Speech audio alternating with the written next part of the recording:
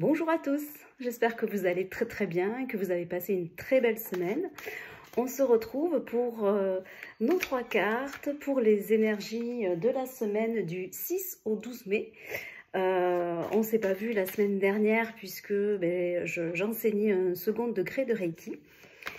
Donc mon week-end a été consacré à ça et voilà, dans la vie on fait ce qu'on peut, si on ne fait pas toujours ce que l'on veut, on fait du moins ce que l'on peut et c'était important pour moi de rester dans cette énergie d'enseignement. Voilà, donc on y va pour 3 cartes, la tendance de la semaine du 6 au 12 mai. Voilà, quelle sera-t-elle pour nous ou peut-être pour accompagner d'autres personnes? Quel est le ton, quelle est l'énergie sur laquelle on va pouvoir s'attendre, se reposer tout au long de cette semaine. Donc comme d'habitude, on va tirer 3 cartes du tarot. Allez, on y va. La première carte, la deuxième carte et la troisième carte. Alors... on a le 4 de coupe en première carte, 4 de coupe, le 3 de bâton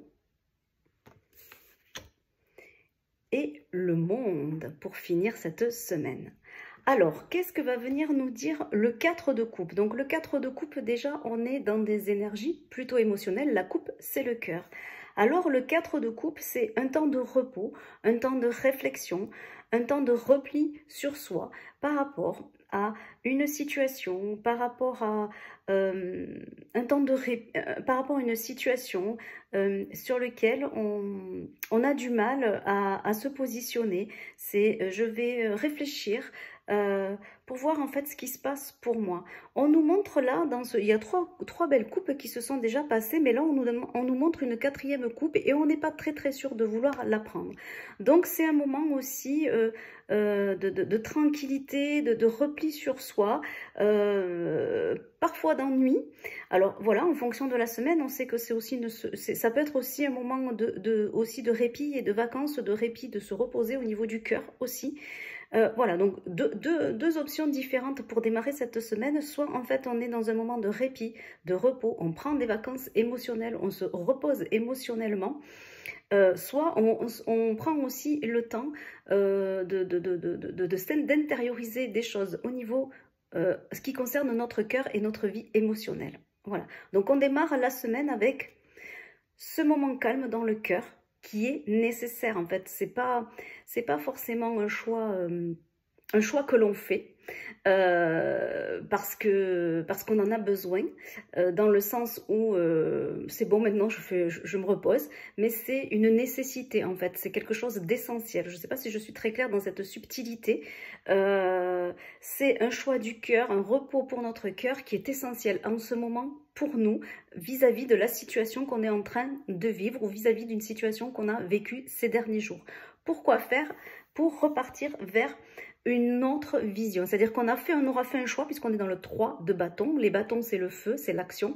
Donc pourquoi on prend ce temps un petit peu, ce repos du cœur, ce repos émotionnel, pour pouvoir regarder vers un nouvel horizon sur lequel on va pouvoir s'appuyer, mais un horizon dans de l'action, mettre en place quelque chose pour soi. Donc le 3, c'est vrai que c'est la reconnaissance de quelque chose de mieux pour nous et donc pour faire un choix qui va nous permettre d'avancer. Alors on a une vision lointaine, on n'est pas encore forcément dans une action à agir dans la foulée. Ça ne veut pas dire qu'on va faire un choix cette semaine et on va agir dans la semaine, mais en tout cas on a compris quelque chose et on observe un avenir prochain, futur, dans l'action pour soi, avec ce 3 de coupe, pour repartir à la conquête, pour redécouvrir quelque chose et repartir à la conquête d'une nouvelle peut-être action de cœur, puisque là on réfléchit sur notre cœur, donc je dirais là-dessus. Et pourquoi? Pour accomplir une mission, accomplir notre schéma de vie, accomplir une nouvelle réalisation du soi. Le monde, c'est la gloire, c'est la liberté, c'est l'éveil, c'est le bonheur, c'est la dernière carte du jeu. On a passé toutes les étapes pour arriver à la victoire, au succès pour soi, voilà, à l'accomplissement. à la récompense de tous nos efforts. Donc, cette semaine, on parle de cœur, pour moi. On est dans notre histoire émotionnelle, notre histoire personnelle ou notre histoire avec quelqu'un ou notre histoire dans une situation, même professionnelle, hein, parce qu'on peut forcément avoir une situation sentimentale et émotionnelle au travail. Donc, on se pose sur cette histoire qui nous a quand même un peu trahi, contrarié, remis en question, se reposer sur soi.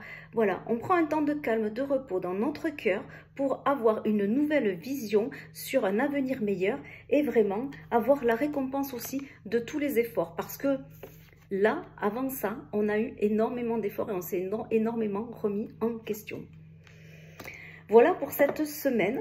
Une semaine pas très simple quand même, hein, voilà, dans le sens, mais qui ouvre quand même vers un accomplissement total, hein, puisqu'on arrive au monde très rapidement, à l'énergie du monde, donc à l'énergie du renouveau, à l'énergie de la récompense. Voilà.